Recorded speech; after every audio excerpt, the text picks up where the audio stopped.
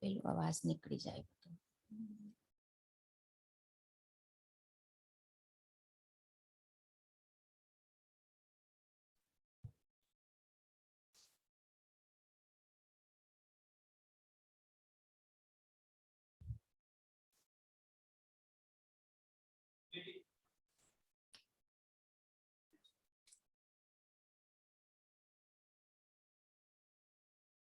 જય જિનેન્દ્ર. નમસ્કાર. મહામંત્ર. નમો અરહંતાણમ, નમો સિદ્ધાણમ, નમો આયરિયાણમ, નમો વજ્જાયાણમ, નમો લોય સવસાહુણમ, એસો પંચણમોકારો સવ પાવપનાસણો, મંગલાણંચ સવેસિં પડમં હવૈ મંગલમ, મંગલાણંચ સવેસિં પડમં હવૈ મંગલમ, પડમં હવૈ મંગલમ. એક ભજન.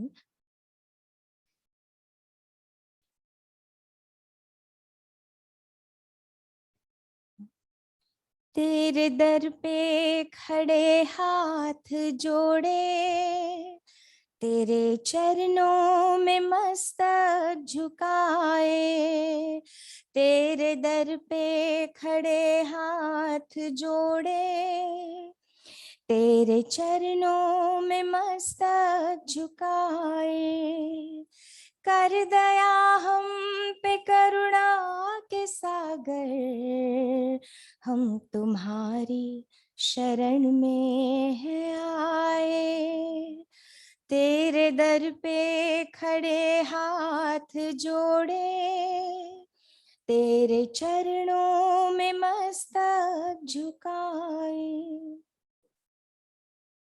कितने भव भटकते भटकते पाया दुर्लभ ये मानव जीवन, हम हैं अज्ञानी हम तो न जाने, कैसे काटे ये कर्मों के बंधन, कोई युक्ति बता हमको ऐसी, जिससे भव से छुटकारा पाए।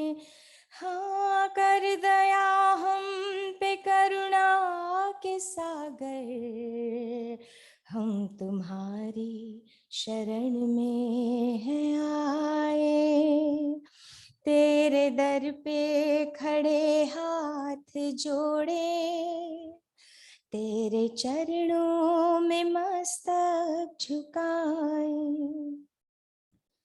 ज्ञान दर्शन चरित्र और तप की शुद्ध आराधना की लगन हो, साधना में हो एकाग्रता भी, तेरी भक्ति में ये मन मगन हो,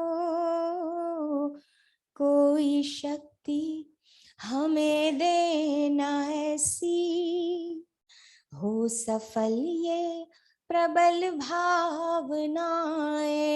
हाँ, कर दया हम पे करुणा के सागर, हम तुम्हारी शरण में है आए, तेरे दर पे खड़े हाथ जोड़े, तेरे चरणों में मस्तक झुकाए, तेरे चरणों में मस्तक झुकाए, तेरे चरणों में मस्तक झुकाए। हमारी प्रार्थना, जिसका नाम गुरुदेव ने सद्भावना सूक्त दिया है। सद्भावना के ये सूत्र हैं, एक एक सूत्र परम मंगलकारी है। पेज नंबर 58 आपके लिए आज श्लोक 1 से लेकर के 9 तक पढ़ेंगे। हम गुरुदेव उपाध्याय श्री अमर मुनि जी महाराज द्वारा लिखी हुई ये गहराई से भरे हुए एक तरह के शास्त्र हैं। एक एक सूक्त एक एक जीवन का सूत्र है। ये ना केवल हमें आध्यात्मिक ऊंचाई देते हैं, ना केवल हमें ये अंतस की गहराई देते हैं, पर ये सूत्र हमारे जीवन को, इस जीवन को आनंदपूर्ण बनाने में समर्थ है। श्लोक 1 से 9 तक हम एक साथ पाठ करेंगे। आप सब अपने साथ बहुत, मैं धीरे धीरे पढ़ रही हूँ ताकि हम इन संस्कृत के श्लोकों का बहुत शुद्धता से उच्चारण कर सकेंगे। मनोमलापनयनार्थं प्रातः सायं निरन्तरं स्वाध्यायामृतगंगायां स्नातव्यं सर्वबन्धुभिः। मनोभद्रं वचो भद्रं वपुर्भद्रं च सर्वदा। अत्र भद्रं तत्र भद्रं नाभद्रम् अणुमात्रकम्। मोहे स्नेहे महान् भेद सकामा काम भावतः। अतो निष्काम भावेन प्रसारं यातु मित्रता। दुर्जना सज्जना सन्तु क्रूरा सन्तु कृपालवः। दुर्धियः सुधियः सन्तु सद्विचारपरायणा। अहं ममता भाव क्षुद्ररूपे विशायते। स एव व्यापकत्वेन सुखदपीयुषायते। अविद्याग्रस्तचित्तानां स्वपरभेदविकल्पना। विद्यालोकितचित्तानां सर्वे स्वीया परो न कः। दुःखदाने भवेद् दुःखं सुखदाने सुखं तथा। यथा बीजं तथा वृक्षः क्रमोऽयं नान्यथा भवेत्। देशकालानुसारेण धर्माणां विदधा क्रिया। अतः दुराग्रहं मुक्त्वा क्रियतां तत्त्वचिन्तनम्। स्याद्वादो वर्तते यत्र यत्र देवो जिनेश्वर। यत्र धर्मो विश्वमैत्री तत्र शान्ति शुभा शिवा। यत्र धर्मो विश्वमैत्री तत्र शान्ति शुभा शिवा। काफी लोग आज नए हैं। ताइमा कहती है कि जब भी तुम शुरू करो एक एक बार एक एक श्लोक को रिकैप करती जाओ ताकि किसी का छूट ना जाए। गुरुदेव ने एक एक आध्यात्मिक एस्पेक्ट पर ध्यान दिया है और कहा है कि स्वाध्याय आवश्यक है। क्यों आवश्यक है? जैसे प्रतिदिन हमें शरीर को शुद्ध करने के लिए स्नान करना पड़ता है।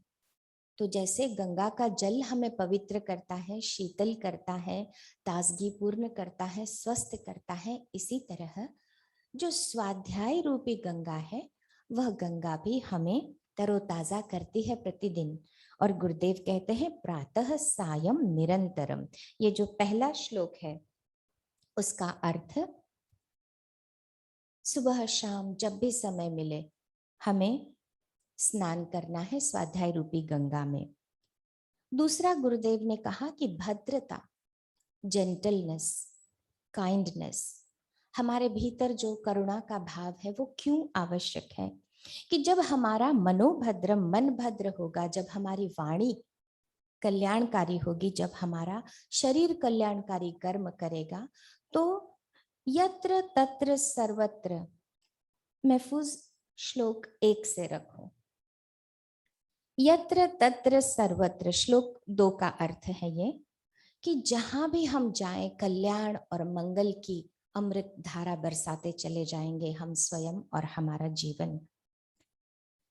श्लोक नंबर 3, मोहे स्नेहे महान भेदः। मोह जो है वह एक जकड़ने वाली एक प्रक्रिया है, और स्नेह, मोह भी स्नेह का बहुत छोटा सा रूप है। और स्नेह जो है, प्रेम जो है, मित्रता है, वह बहुत विस्तृत है, विशाल है, और उस मित्रता में समग्र विश्व समा जाता है। और मोह में केवल जीवन में 2-4 लोग जो हमारे आसपास रहते हैं वो ही समाते हैं।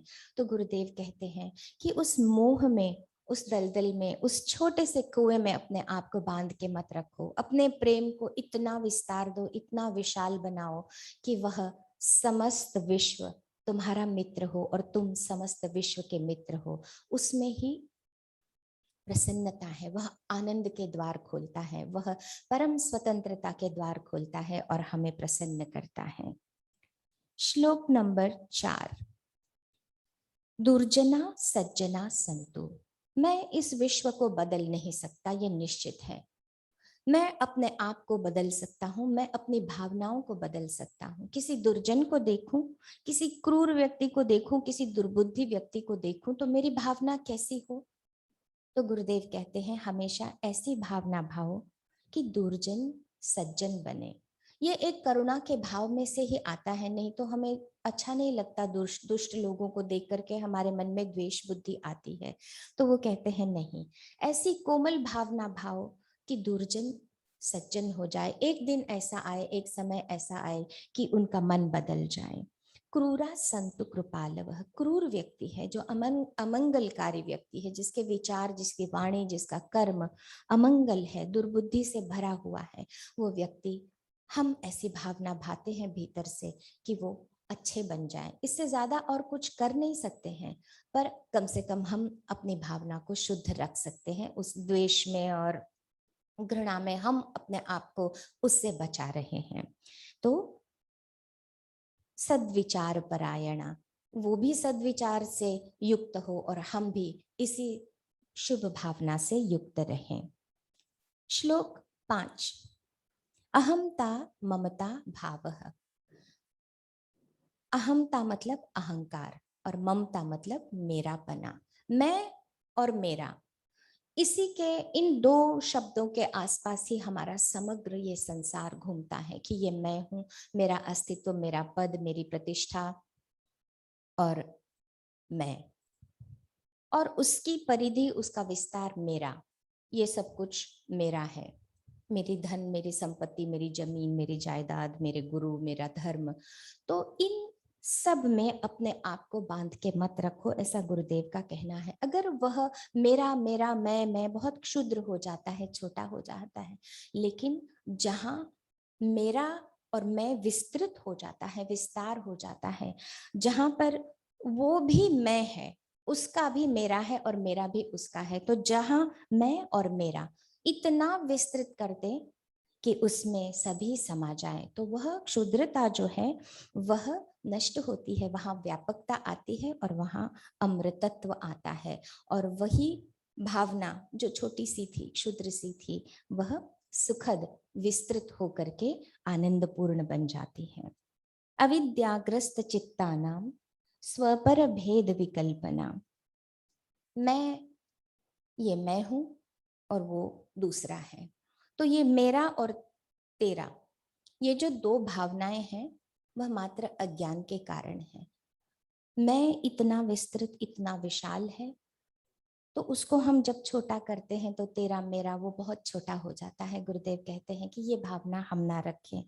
विद्या से आलोकित, ज्ञान से आलोकित जिसका चित्त होता है, उसमें सर्वेस्वीया, उसमें सारे के सारे समग्र विश्व मेरा बन जाता है और मैं समग्र विश्व का बन जाता हूँ। अगर इस भाव से हम जिए, जो कि महावीर का भाव है, जो कि गुरुओं का भाव है, उस भाव में अगर हम जिए तो यह जीवन बहुत आनंदपूर्ण और प्रसन्न होगा। आज का जो श्लोक है वह 7वां है। 7, 8 और 9 इसको हम थोड़ा सा और देखेंगे। दुःखदाने भवेद् दुःखं, सुखदाने सुखं तथा, यथा बीजं तथा वृक्षः, क्रमोऽयं नान्यथा भवेत्। ताइमा ने कहा था कि जो कृषि का विज्ञान है वही जीवन का विज्ञान है। कृषि विज्ञान और कर्म विज्ञान दोनों अलग नहीं है। किस अर्थ में? जैसे एक बीज है, जब वो बीज जमीन में जाता है तो जो बीज होता है उसी का फल, या उसी में से, जैसे गेहूं डाला है जमीन में तो गेहूं ही उगेगा, अगर आम डाला है तो आम ही उगेगा, अगर करेला डाला है तो करेला ही उगेगा। तो कभी भी ऐसा नहीं होता है कि आम बोने के बाद में उस पर अमरूद लगेंगे। तो कर्म का भी वही विज्ञान है। कहते हैं कि दुख दाने भवेत् दुःखम, अगर दुख का बीज किसी में डाला है तो दुख ही उत्पन्न होगा। और आपको पता है, किसान जब एक दाना जमीन में डालता है तो उसमें से एक ही दाना नहीं पैदा होता, उसमें से सैकड़ों दाने पैदा होते हैं। एक गेहूं के दाने में से, एक ज्वारी के या एक बाजरी के दाने में से एक पूरा सैकड़ों दाने उसमें से उत्पन्न होते हैं। इसी तरह से जैसे दुख का एक बीज बोया तो मात्र एक दुख नहीं पैदा होता, उसमें से दुख की परंपरा, बहुत दुख पैदा होते हैं। और इसी तरह से फॉर्चुनेटली, थैंकफुली, अगर हम सुख का बीज बोते हैं, अगर हम आनंद का बीज बोते हैं, अगर हम प्रेम का बीज बोते हैं, तो वो भी सैकड़ों गुना, हजारों गुना हो करके वह उत्पन्न होता है। जैसे सामान्य सा उदाहरण कि शालिभद्र ने एक छोटा सा खीर की कटोरी गुरु को दे दी, बहुत भाव से, बहुत प्रेम से, बहुत प्रसन्नता से, अहोभाव के साथ में एक कटोरी खीर दी। और हमें पता है कि शालिभद्र का जीवन कैसा, ऐसी समृद्धि जैसे राजा श्रेणिक के पास में भी नहीं थी। तो इसका मतलब है कि एक अहोभाव से, एक अत्यंत प्रसन्नता से भरा लबालब हृदय से उन्होंने एक बीज बोया और उसमें से कितनी समृद्धि ही समृद्धि हुई। इसी तरह से किसी को हम दुख ना दें, चाहे वो हमारे नौकर हो, चाहे हमारी माँ हो, चाहे हमारी सास हो, चाहे परिवार का कोई व्यक्ति हो, चाहे कोई जिसके साथ में काम करते हैं, एक भी दुख का बीज ना बोए, बस सुख के बीज बोए अगर सुख चाहते हैं तो। और गुरुदेव का स्पष्ट कहना है, ये धर्म का, और आज से नहीं, सहस्त्राब्दियों से यही कहा है कि दुख दोगे तो दुख पाओगे, सुख दोगे तो सुख पाओगे। सीधे स्पष्ट शब्द हैं, दुख दाने भवेत् दुःखम, अगर दुख दोगे तो दुख ही पाओगे, सुख दाने सुखम तथा, इसी प्रकार सुख के बीज बोओगे तो तुम्हें सुख ही प्राप्त होगा। तो कहते हैं यथा बीजम तथा वृक्षः, जैसा बीज बोओगे तथा वैसा ही वृक्ष पैदा होगा। क्रमोयम नान्यथा भवेत्, ये जो क्रम है ये जो शाश्वत नियम है वह कभी भी अन्यथा नहीं होगा, मतलब कभी भी बदलेगा नहीं, कभी भी उल्टा नहीं होगा, कभी भी ऐसा नहीं होगा कि हम सुख का बीज बोएंगे और उसमें से दुख के फल लगेंगे, ऐसा कभी भी नहीं होगा। ये एक शाश्वत नियम है। तो इस सूत्र के माध्यम से स्पष्ट है, गुरुदेव कहना चाहते हैं कि बस जहां हो वहां मंगल के बीज बो, कल्याण के बीज बो, दान के बीज बो, आनंद के बीज बो, और वही परंपराओं तक पाओ। श्लोक 8। देश कालानुसारेण धर्माणां विदधा क्रिया, अतः दुराग्रहं मुक्त्वा क्रियतां तत्वचिंतनम। मैं इसको अधिक विस्तार नहीं दूंगी, समय हो गया है। देश काल के अनुसार धर्मानां विदधा क्रिया। धर्म के दो पहलू हैं, एक ज्ञान का पहलू है, एक क्रिया का पहलू है। ज्ञान क्रियाभ्याम मोक्षः जैसे कहा गया है। तो ज्ञान से धर्म को समझना और उसके बाद में क्रिया करना, ये दो एस्पेक्ट हैं धर्म के, जो जो कॉम्प्लीमेंट्री है एक दूसरे के लिए। तो कहते हैं कि जब भी क्रिया करनी होगी तो देश और काल, समय और स्थान को ध्यान में रख करके करें। एक नियम बना है, वो एक समय में बना था, एक समय के लिए बना था, व्यक्ति के लिए बना था, वस्तु स्थिति के लिए, परिस्थिति के लिए बना था। अब वही नियम अगर हम उसकी बहुत खींचातान करते हैं तो वो कभी कभी असामायिक हो जाता है। तो गुरुदेव का कहना है कि इतनी विवेक बुद्धि को जागृत रखें कि जब भी हो हम देश और काल को ध्यान में रखते हुए उस धर्म की क्रिया को करें। अतः दुराग्रहम मुक्त्वा, गुरुदेव का केवल इतना ही कहना है कि हम दुराग्रह ना रखें, परंपरा का, क्रिया का, किसी भी चीज का दुराग्रह ना रखें, खुले मन से क्रियताम तत्व चिंतनम, तत्व का चिंतन करके, देश और काल और परिस्थिति को ध्यान में रख करके हम धर्म की क्रियाओं को बहुत यथोचित रूप से दुराग्रह को छोड़ करके करें। तो बस ये बात गुरुदेव ने बहुत स्पष्टता से और सुंदरता से कही है। अब ये मेरा सबसे प्रिय सूत्र है। स्याद्वादो वर्तते यत्र, यत्र देवो जिनेश्वर, यत्र धर्मो विश्वमैत्री, तत्र शांति शुभा शिवा। कहाँ है शांति, और शांति भी कैसी, शुभ, प्रसन्नता देने वाली, आनंद को बिखेरने वाली शांति, और शिव मतलब कल्याणकारी शांति। ऐसी शांति कहाँ है? स्याद्वादो वर्तते यत्र, जहां स्याद्वाद है। स्याद्वाद का अर्थ ताइमा ने आज बताया, समझदारी का, समझदारी की बात, स्याद्वाद जहां पर समझदारी है, जहां पर चित्त की विशालता है, जहां पर हृदय की उदारता है, वह स्याद्वाद है। एक चीज के कई एंगल्स होते हैं। एक व्यक्ति है, कोई अगर उसको पिता कह के बुलाता है तो वो भी सही है, कोई अगर उसको दादा कह के बुलाता है तो वो भी सही है, कोई अगर उसको काका कह के बुलाता है, चाचा कह के बुलाता है तो वो भी सही है, क्योंकि उस एंगल से वो व्यक्ति उसके लिए दादा है, किसी के लिए वह पिता है। तो इसी तरह से धर्म, तत्व चिंतन, ये सारे जो हमारे सामने सिद्धांत हैं, वो सारे अलग अलग समय में अलग अलग अर्थ रखते हैं, जीवन में भी, और अगर आध्यात्मिक दृष्टि से हम देखें तब भी। हर चीज के अनेक अनंत पहलू हैं जिसको हम अनेकांतवाद कहते हैं। तो जहां पर ये समझदारी की बात है वो स्याद्वाद है। जहां पर जिनेश्वर देव है, कहाँ कहाँ पर शांति है? जहां जहां पर समझदारी की बात है, जहां पर चित्त की उदारता और विशालता है, और जहां पर जिनेश्वर देव का अनंत करुणामय संदेश, उनकी उपस्थिति, उनके प्रेम की, उनके उपदेश की उपस्थिति, और जहां पर धर्म है, कैसा धर्म?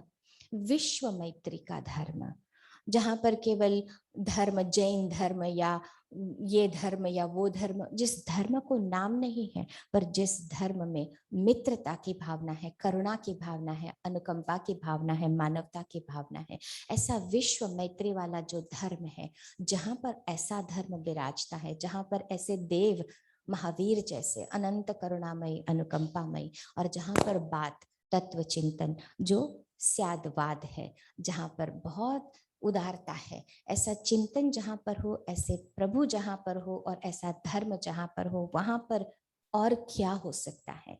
तत्र शांति शुभा शिवा, वहां पर शांति ही शांति है, मंगलमयी, कल्याणमयी, आनंदमयी शांति। Thank you.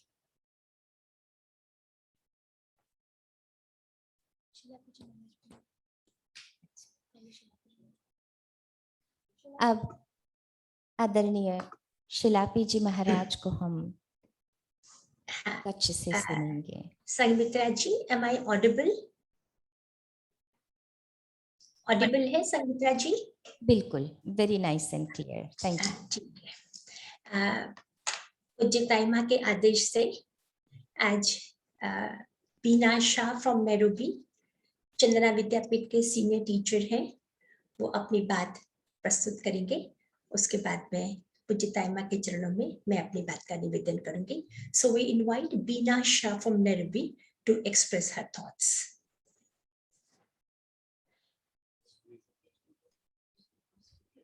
बीना शाह को अनम्यूट करेंगे प्लीज। हाँ,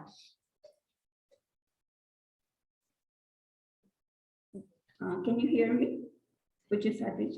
Yes, Veena, we can hear you. Little bit more volume, please. Okay. Madhyain Mandami, Mara Koti Koti Vandan to Pujya Acharya Shri Ji, Pujya Taima, and to the whole Sadhu Sangh of Virayathan. And Jai Jinendra to all. I am humbled that Pujya Sadhvi Shri Shlapiji Maharaj gave me this opportunity to say something about Pujya Taima. I will not do justice to such a magnanimous person, and therefore, from the outset, I seek forgiveness, Michhami Dukkham. I am also sorry that I do not speak Hindi, so most of what I will say will be in English.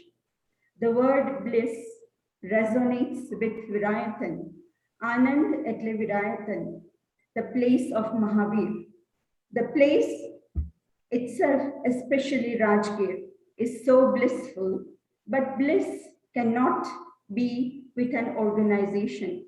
Anand Samaj or Sang Sakhe nahi hai. It is in the people of that organization. Je Sangna Vyakti hoy, temaj hoy. And who other better example can we get than Acharya Shriji, Pujya Taima? Have you ever seen a frown on Pujya Taima?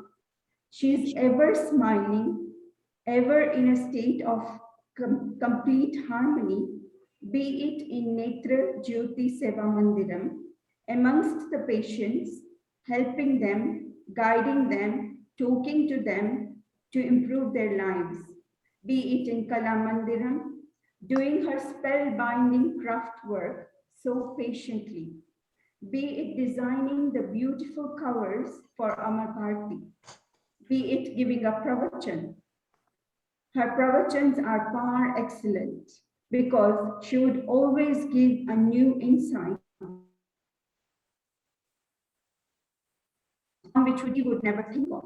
Only a person who is in bliss, who is in peace, who is in complete harmony can do this. Only a person filled with bliss can exhibit such a high level of compassion that she has shown throughout her life.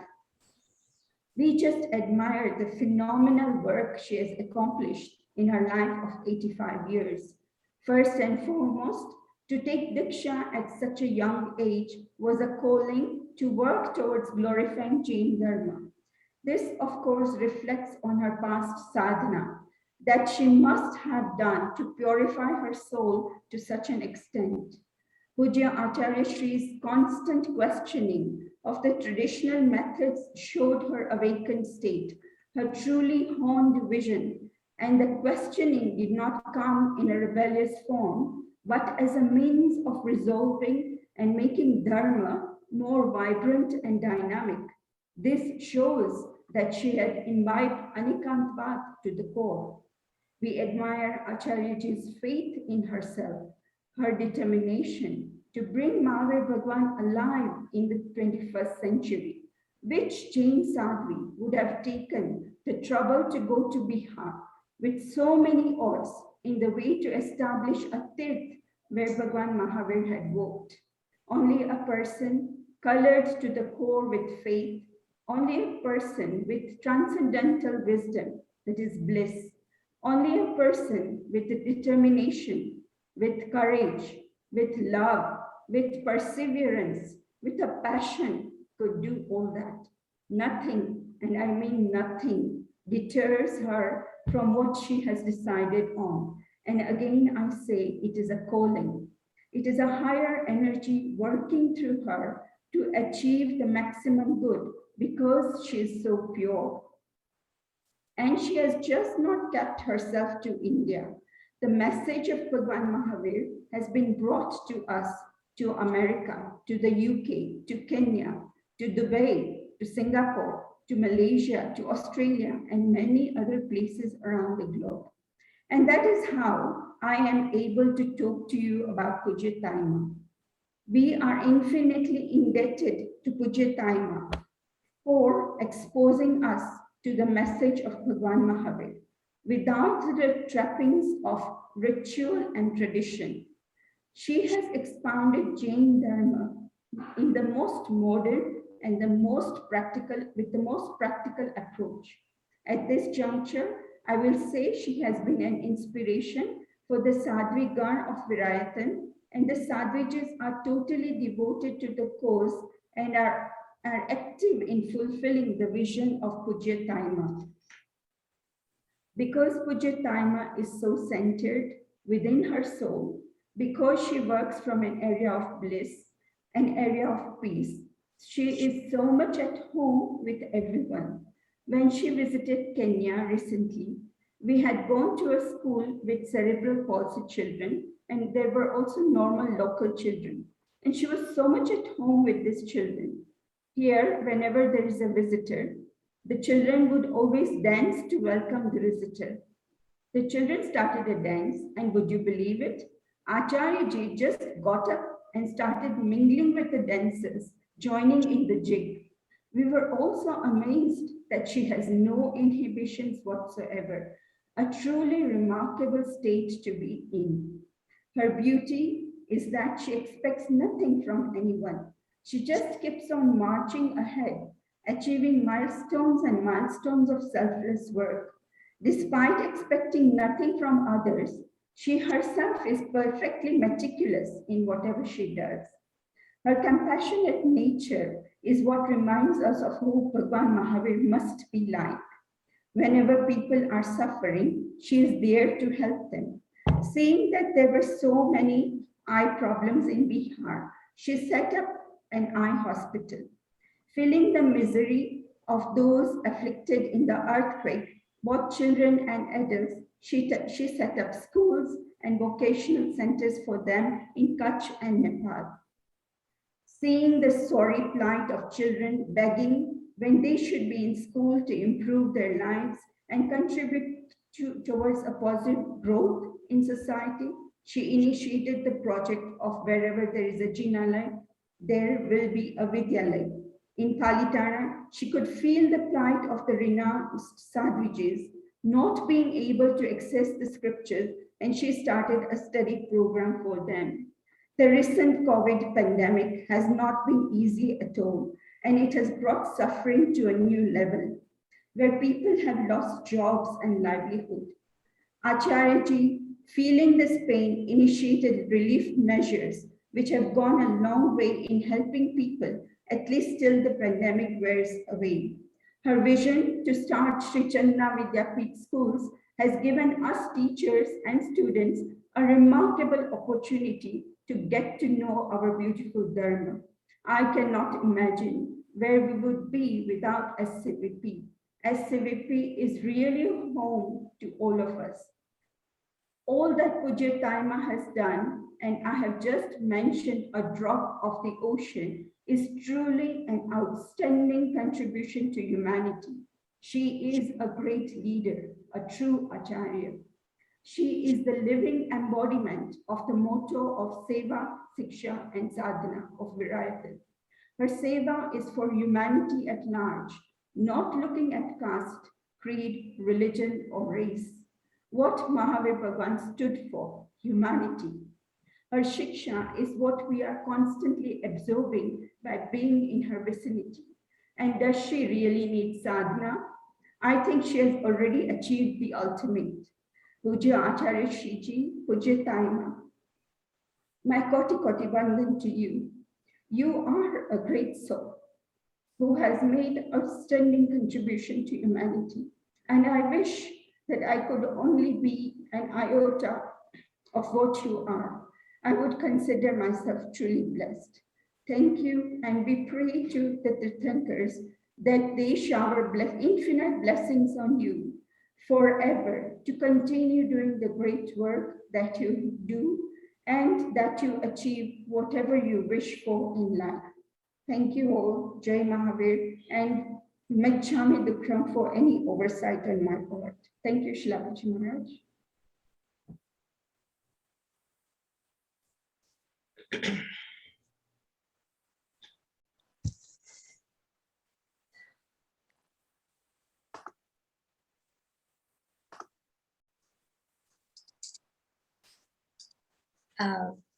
Thank you, Beena. Thank you so much for the beautiful words you expressed from the bottom of your heart. Sangeetraj, shall I speak now? Okay, thank you, Tanraj.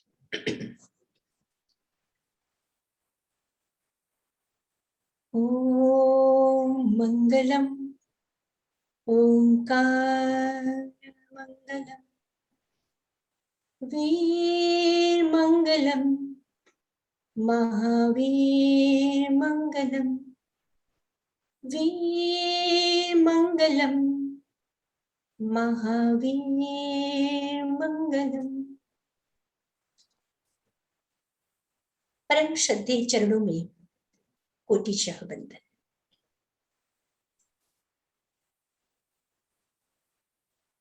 जिंदगी क्या किसी मुफलिस की कबा है जहां हर घड़ी दर्द के पैबंद लगते हैं।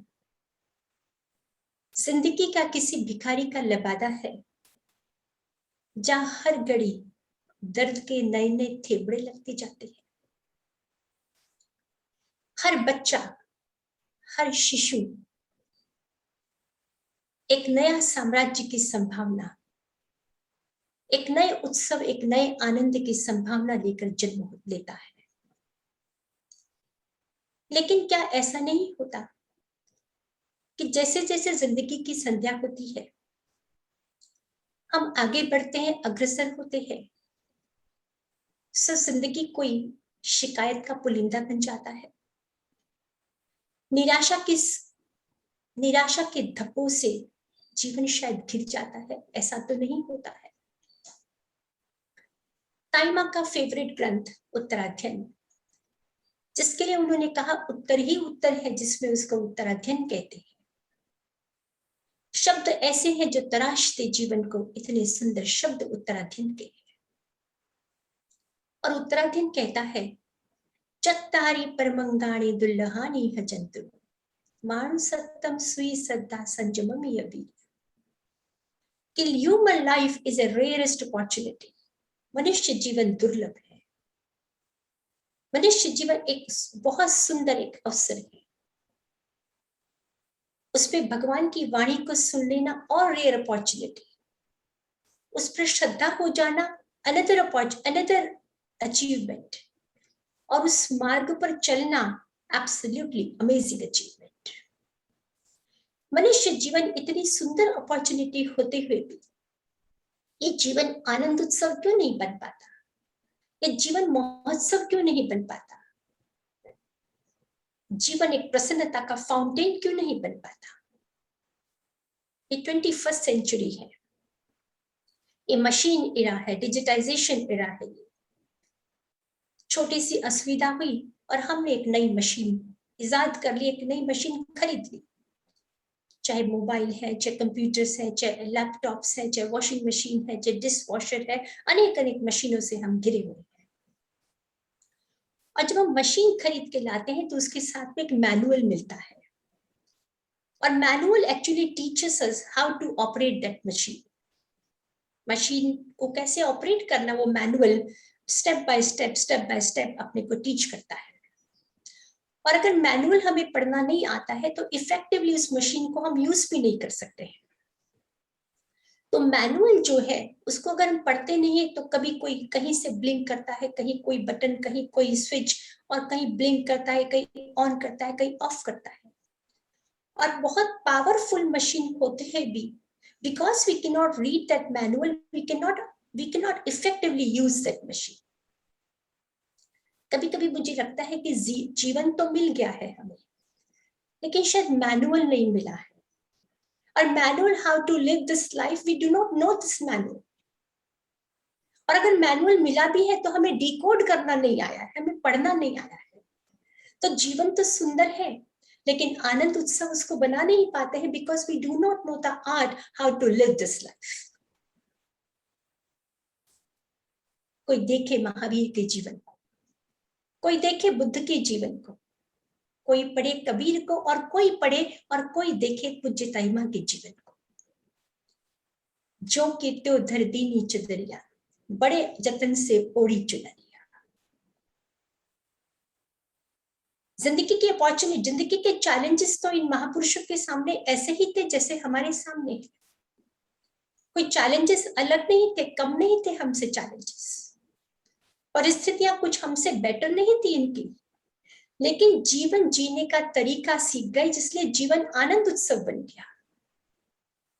चैलेंजेस कम नहीं थे, लेकिन जीवन जीने का तरीका जीवन जीने का तरीका आ गया, इसलिए जीवन उनका आनंद उत्सव बन गया है। 2500 वर्ष पहले जैसे जीवन, जैसा हमारा मानस था, आज भी वैसा ही है। परिस्थितियां बदली नहीं है, मनुष्य का मन भी नहीं बदला है। भगवान ने कहा एडल्टरेशन इज ए सिन। इसका मतलब लोग मिलावट करते थे, इसीलिए भगवान को कहना पड़ा एडल्टरेशन इज ए सिन। भगवान ने कहा अहिंसा परमो धर्म, इसका मतलब लोग हिंसा करते थे, इसलिए भगवान को अहिंसा की बात कहनी पड़ी।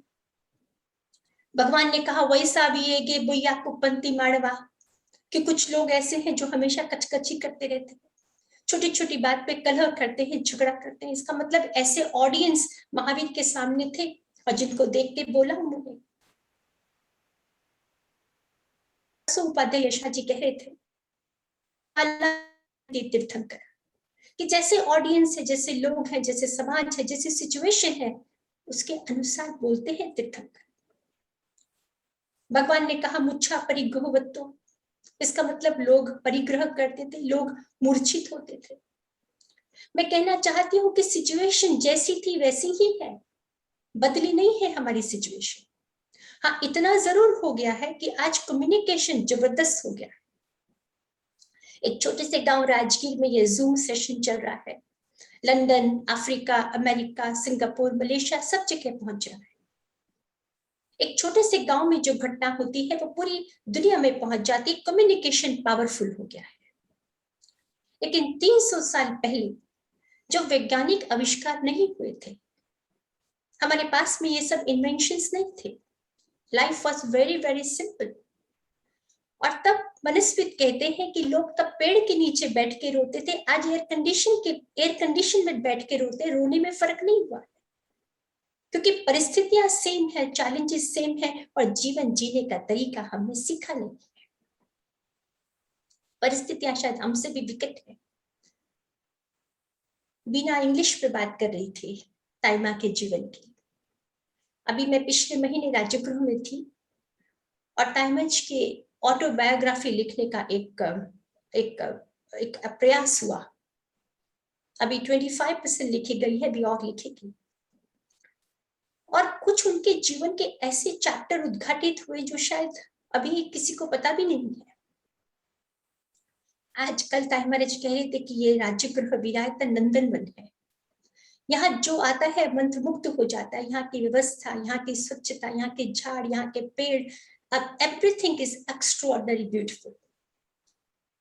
आज ये सुंदर दिख रहा है, लेकिन 50 वर्ष पहले ऐसा नहीं था।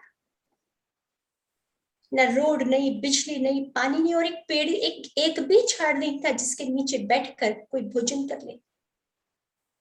और मैंने पूछा ताई माँ को कि कैसे हुआ ये सब काम, तो उन्होंने मुझे कहा कि हम गांव में रहते थे, सब 2-2.5 किलोमीटर दूर है, और रोज सुबह पैदल चलकर ताई माँ और पूज्य बाई महाराज, पूज्य ताई महाराज और पूज्य बाई महाराज रोज पैदल चल के आते थे।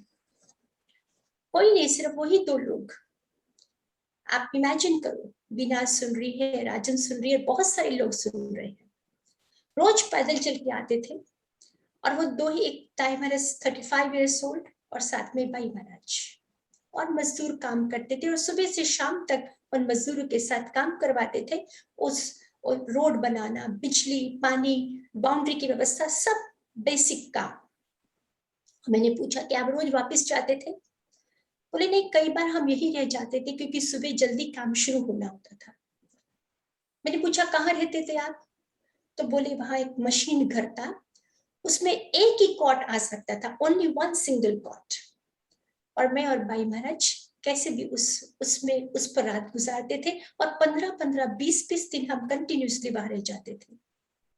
फिर मैंने पूछा भोजन? तो भोजन आता था, गांव से कोई लेके आता था, और रात को कौन रहता था? बस एक वॉचमैन और 2 साथी। आज भी लोग बिहार में आने के लिए 10 बार सोचते हैं। आप सोचिए, 50 वर्ष पूर्व 2 साध्वियां उस जंगल में, उस बीहड़ वन में, अकेले दोनों, और एक वॉचमैन। डकैती जैसी डकैती घटना हो गई, सब कुछ ले गए, सुबह पहनने के कपड़े भी नहीं रहे, और खादी ग्राम उद्योग से जाकर एक ड्रेस ले आए, और वापस अगला सुबह सब जगह से इनकार, सब जगह से मना कि वापस आ जाओ, नहीं करना है। लेकिन सत्कर्म को समर्पित वो जीवन अगले दिन सुबह वापस साइट पर काम करने के। आज पुल बनता था, कल टूटता था, आज झोपड़ी बनती थी और कल टूटती थी। ऐसा विषम परिस्थितियां, ऐसी चैलेंजिंग सिचुएशन जहां भविष्य दिखता नहीं है, और इस सारे उपक्रम में एक कांस्टेंट साथी था ताई महाराज का, एक कांस्टेंट साथी था जिसने कभी साथ नहीं छोड़ा। वो था उनका आनंद, उनकी प्रसन्नता और उनका अहोभाव। सत्कर्म के प्रति निष्ठा और प्रसन्नता, वो चैलेंजेस नहीं थे, ऐसे अंदर की प्रसन्नता उनकी। सिचुएशन कोई बहुत प्लेजेंट नहीं थे, लेकिन जीवन जीने का तरीका सीख लिया है। उस विषम परिस्थितियों में भी कैसे आनंदित रह सकते हैं, इसका कला, इसका आर्ट सीख लिया ताई महाराज ने। मैंने यही प्रसन्नता मैंने देखी कच्छ के भूकंप में। मैं साक्षी हूँ, हजारों बच्चे, और मुल्तानी मिट्टी के कलर जैसा वो पानी आता था, और सबके मुंह उदास हो जाते थे कि इस पानी को कैसे पिएंगे, और फिटकरी हिला हिला के ताई महाराज उस पानी को स्वच्छ करते थे, स्वयं स्वच्छ करते थे। टेंटों में सोना, टेंटों में खाना, टेंटों में पीना, टेंटों में रहना, टेंटों में ऑफिस। और बिहार तो कुछ निर्माण नहीं था, इसलिए वहां किया काम। लेकिन जब कच्छ में आए तो ऑलरेडी तो राजगीर में इतना सुंदर संस्थान था, फिर भी एक नए काम करने का उत्साह। और मैं देखती थी, कुछ कभी कोई उदास, कभी कोई उस चैलेंज, लेकिन ताई महाराज का आनंद, प्रसन्नता कंटेजियस था। उनको देखकर, उनकी पॉजिटिविटी को देखकर पूरा कैंपस जैसे प्रसन्न हो जाता था। शिकायत नहीं की कभी। रोज दूधी का साग बनता था और कैबेज की सब्जी बनती थी, और हम लोग टेंटों में भोजन बनाते थे, और हमको लगता था कि अब बस कैसे होगा ये। और जो आते थे ताई महाराज कहते थे कि आइए भोजन के लिए, आइए भोजन के लिए। और चमत्कार ऐसा था कि वो भोजन खत्म भी नहीं होता, जबरदस्त प्रसन्नता के साथ में उस अर्थक्वेक में काम हुआ। वही प्रसन्नता मैंने देखी सहरसा में, एकदम गटर लाइन के साथ में वो हॉस्पिटल था, और उस हॉस्पिटल को पेंट करके सुंदर बनाया, हजारों दर्दियों का ऑपरेशन। और जब निकले थे ताई मां, मैं साक्षी हूँ, लोगों ने कहा राम छोड़ के जाने, चौधरा आंसू से रो उठे लोग। कौन धार्मिक है जिसका क्षण क्षण आनंदित है, जिसका क्षण क्षण प्रसन्न है, वो धार्मिक है। जीवन जीने की कला सीख ली है, जीवन आनंद उत्सव बन गया। परिस्थितियां कुछ भी हो सकती है, परिस्थितियां चैलेंजिंग हो सकती हैं, परिस्थितियां पर हमारा कंट्रोल नहीं है, लेकिन उस पर रिएक्शन क्या होगा, इस पे कंट्रोल हमारा है। हमने सुना है महावीर के जीवन को, कई बार ताई माँ के मुंह से सुना है, गुरुदेव के मुंह से सुना है भगवान महावीर के जीवन के बारे में। परसों उपाध्याय जी भी बोल रहे थे, रिजुवालुका नदी के तट पर ज्ञान हुआ है और वहां से चलकर पूरी रात चलकर पहुंचे हैं भगवान पावापुरी में। आज भी हम जाते हैं गाड़ी से तो 6 घंटे लग जाते हैं और पूरी रात चल के पहुंचे हैं। और वो जो पावापुरी है हम सब जानते हैं, वो ब्राह्मणों का वर्चस्व है, इंद्रभूति गौतम का वर्चस्व है वहां पर। वही गुरु है उस पावापुरी का, centre of attraction Indrabhuti Gautam ही है। और सभी लोग उन्हीं को सुनते हैं, सभी लोग उन्हीं को पूजते हैं, सभी लोग उनका मान करते हैं। लेकिन आज कौन आ गया है? उनकी यज्ञशाला में कोई पहुंचा ही नहीं है, उनकी यज्ञशाला खाली है। इतना बड़ा यज्ञ हो रहा है, इतना बड़ा आयोजन है, लेकिन कोई पहुंचा ही नहीं है। आप सोचिए अगर हमारे साथ में ऐसा हो तो हमारा क्या रिएक्शन होगा। और लोगों ने कहा कि वहां कोई तीर्थंकर आए हैं महावीर, उनका समोषण लगा है और लोग वहां पहुंच रहे हैं। आउटरेजियस है Gautam, full of anger and full of anger, और उसी भाव से पहुंचते हैं, हम जानते हैं सब समोषण। लेकिन कभी कभी मैं सोचती हूँ कि जैसे महावीर है, उसके रिजेम्बलेंस हमारी गुरु ताई माँ है। महावीर सामने का एक्शन कुछ भी हो, महावीर का रिएक्शन फिक्स है।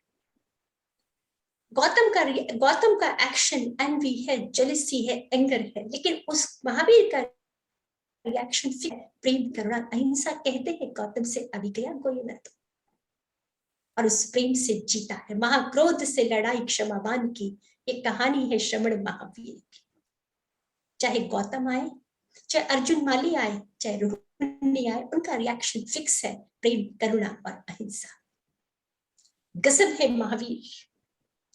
अगर हमने पढ़ा है महावीर को, पूरी कंपेन महावीर की ब्राह्मण गुरु के विरोध में है, ब्राह्मणों के विरोध में है, क्योंकि ब्राह्मण सैक्रिफिशियल रिचुअल कर रहा है, ब्राह्मण पशुओं को यज्ञ की वेदी में होम रहा है। And the entire campaign of Mahavir was against of Brahmin gurus. लेकिन गजब है महावीर। आप सोचिए कि आप किसी शहर में पहुंचते हैं, उस शहर में कोई पावरफुल कंपनी है, उस कंपनी के कोई सीईओज हैं, और उस कंपनी में पावरफुल और सुंदर ढंग से वो काम हो रहा है, आप उस कंपनी के राइवल हैं, उस कंपनी के आगे दूसरी कोई दिशा में आप काम करना चाहते हैं, और पावर आपकी ऐसी है, कम्युनिकेशन ऐसा है कि आपने अपनी बात को उस राइवलरी कंपनी के लोगों को कन्विंस करके उन लोगों को अपने साथ में ले लिया है। ब्राह्मणों के विरोध में है महावीर, लेकिन ब्राह्मणों को ही अपने शिष्य बनाकर अपने धर्म के प्रचार के लिए उन्होंने ले लिया। 11 के 11 गुरु, 11 के 11 गणधर ब्राह्मण। जिस सोच के विरोध में महावीर काम कर रहे हैं, उस प्रतिद्वंदी सोच के लोगों को कन्विंस करके, कम्युनिकेट करके अपने साथ में लेके चले हैं महावीर। ये 21st सेंचुरी है, ये साइंटिफिक इरा है। आज धर्मगुरु कोई बात कहते हैं तो कम कन्विंस लगती है, लेकिन डॉक्टर्स कोई बात कह देते हैं तो ज्यादा कन्विंसिंग लगती है। अगर लेबोरेटरी में कोई बात परीक्षण हो जाती है तो ज्यादा कन्विंसिंग लगती है वो। लेकिन महावीर का धर्म, और महावीर स्वयं एक वैज्ञानिक है। हम सब जानते हैं कि न्यूटन ने जो रिसर्च करी उसमें एडिशन कर सकते हैं आइंस्टीन, सब्ट्रैक्शन कर सकते हैं आइंस्टीन। वैज्ञानिक जगत एवर एक्सपेंडिंग है, क्योंकि वैज्ञानिक जगत में सब्ट्रैक्शन हो सकता है, वैज्ञानिक जगत में एडिशन होता है।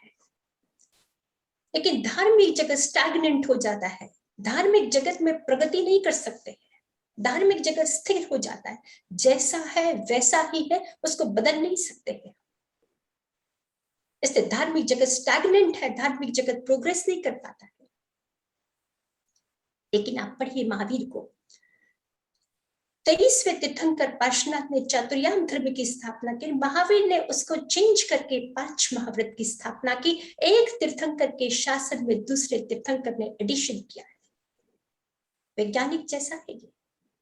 पहले तीर्थंकर ऋषभदेव ने ब्राह्मण, क्षत्रिय, वैश्य और शूद्र की स्थापना की। इट वाज लॉजिकल, पैरेलल था सब। ब्राह्मण जो वेदों का ध्यान करे, जो पढ़ाई करे, क्षत्रिय जो पैसा कमाए, क्षत्रिय जो सुरक्षा करे, वैश्य जो पैसा कमाए, शूद्र जो डेली एक्टिविटी करे। एवरीथिंग वाज पैरेलल, हायरार्की नहीं थी, ऊपर नीचे नहीं था कोई। लेकिन महावीर के समय तक आते आते वो वर्ण व्यवस्था विकृत हो गई, और चैलेंज और उस हिम्मत करके, साहस करके, उस पहले तीर्थंकर की बनाई व्यवस्था को अपदस्थ करके उन्होंने नई व्यवस्था बनाई और कहा कमुणा बमुणा हुई, कर्म से कोई ब्राह्मण होगा। बंद करो ये पशु बलि, कोई देवता नहीं है जिसको आप पशुओं को मारकर उसको प्रसन्न कर रहे हैं। एक छोटा सा परिवर्तन करना भी आसान नहीं होता है। हम सुबह रोज चाय पीते हैं और उपवास करते हैं, मतलब चाय नहीं पीनी है। A small change becomes challenge for us. और महावीर ने इतने उस समय की सोच को परिवर्तन करके एक नई सोच समाज को उन्होंने दी, जो समय के अनुसार अपनी सूझ और साहस से सोच बदल देते हैं। वो महापुरुष बनते हैं, युगदृष्टा बनते हैं, समयज्ञ बनते हैं। 50 वर्ष में ताइमा ने जितने परिवर्तन किए, आसान था? एक भी चीज को परिवर्तन करना आसान है? साहस कहाँ होता है? हजारों वर्षों से चली आ रही परंपरा में परिवर्तन करना आसान होता है? हजारों वर्षों से जिन बातों के अनुसार जैसे हम जीते आए हैं, उसमें एक छोटा सा भी चेंज करना आसान होता है? लेकिन साहस और सूझ से उन्होंने किए हैं परिवर्तन, और समाज ने मान्य किए हैं वो परिवर्तन, और मान्य ही नहीं किए हैं, रोल मॉडल बनकर लोग उसको फॉलो भी कर रहे हैं।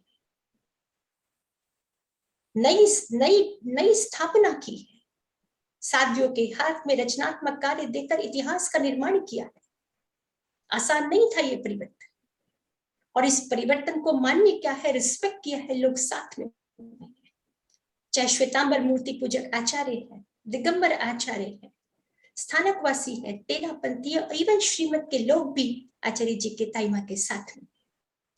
मैं अभी किसी कार्यक्रम में पूना गई थी, तो पूना में मुझे भेजा था ताइमा रश्मि, और मैं तो किसी को जानती नहीं थी, लेकिन जैसे ही लोगों ने मुझे देखा, आचार्य चंदना जी की शिष्या, आचार्य चंदना जी की शिष्या, और सब लोग मुझे कह रहे, सब साध्वियां मुझे कह रही थी कि ताइमा के काम से पूरा साध्वी समाज गौरवान्वित हुआ है। एक साध्वी ने विश्व विश्रुत काम किया है, जिससे हम सब गौरवान्वित हुए। समय के युग दृष्टा, युग पुरुष, जो समय की सोच, समय के साथ साहस के साथ में परिवर्तन कर सकता है। हमारा जीवन क्यों महोत्सव नहीं बन पाता है? हमारा जीवन क्यों आनंद उत्सव नहीं बन पाता है? क्योंकि हम पोस्टपोन करते हैं। जब x amount of money bank में हो जाएगी, तब मैं खुश हो जाऊंगा। जब बच्चे बड़े होकर सेटल हो जाएंगे, तब हम रिलैक्स हो जाएंगे। कितना काम, जब रिटायर हो जाएंगे तब हम खुश हो जाएंगे, तब हम प्रसन्न हो जाएंगे। आज नहीं प्रसन्नता, कल जब ऐसा हो जाएगा तब हम प्रसन्न हो जाएंगे। और धार्मिक जगत ने भी बड़ा फेवर नहीं किया। हमने कह दिया जब सम्यक दर्शन होगा तब आप आनंदित होंगे।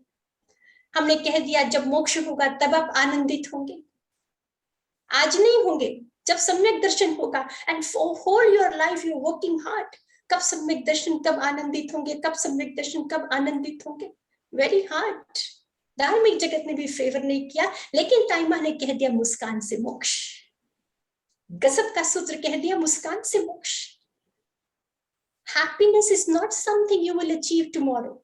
Happiness is an art which you cultivate every moment of your life. Happiness ऐसा नहीं है कि कल कुछ होने से, हम अचीव करने से हम कुछ हैप्पी हो जाएंगे। हैप्पीनेस आर्ट है, आप जहां है वहां है, उसी क्षण आनंदित रहने को ताई माँ ने धर्म कहा। हम हॉलीडे पर जाते हैं तो इतने सुंदर मैं देखती हूँ कच्छ के लोग बॉम्बे जाते हैं, बॉम्बे के लोग लंदन जाते हैं, लंदन के लोग यूएस जाते हैं, अब हॉलीडे पे जाते हैं और सुंदर सुंदर सीन पहाड़ियां देख के और बड़े खुश होते हैं और उसको मोबाइल में क्लिक करना चाहते हैं, उसको वीडियोस क्लिक करना चाहते हैं और फिर घर जाके बैठेंगे, इत्मीनान से देखेंगे, लेकिन टाइम किसको है? रिकॉर्डिंग करते हैं, सुनने का टाइम नहीं, फोटोज लेते हैं, देखने का टाइम नहीं है। घर जाके तो और काम का अंबार लगा ही हुआ है। उस खुशी जो हम उस मोमेंट पे ले सकते थे उसको भी हमने पोस्टपोन कर दिया। मैं कच्छ के एक छोटे से गांव में एक बार गई, एक बड़ा छोटा बच्चा था, बड़ा सा कुर्ता पहन रखा था, बड़ी मूंछ लगा रखी थी, आर्टिफिशियल थी। मुझे देख के छुप गया और भाग गया। मैं भी पीछे पीछे गई उसके और पूछा मैंने कि क्यों ये इतना बड़ा कुर्ता पहन रखा है, इतनी बड़ी मूंछ क्यों लगा रखी है तुमने? पहले तो शर्माया, फिर मैंने दोबारा पूछा कि क्यों पहना इतना बड़ा कुर्ता? तो बोला मुझे कि दादा बनूंगा मैं दादा बनूंगा। दादा के जैसे मूंछ लगा ली और दादा के जैसा कुर्ता पहनने का, क्यों दादा बनोगे तुम? बोले दादा के ही सब सुनते हैं घर में, उन्हीं का वर्चस्व है। जब दादा आते हैं तो उनके लिए सब दौड़ते हैं भोजन के लिए और सब उन्हीं की रिस्पेक्ट करते हैं, मेरा तो कोई सुनता ही नहीं है, मेरा तो कोई अस्तित्व नहीं है, इसलिए मैं दादा बनूंगा। दादा को पूछो तो दादा कहते हैं मैं पोता बनूंगा। वो बचपन कितना सुंदर था, जब हम पानी में छप छप करके खेलते थे, जब हम मस्ती से खाते थे, मस्ती से सोते थे, मस्ती से नाचते थे, कोई जवाबदारी नहीं, कुछ नहीं।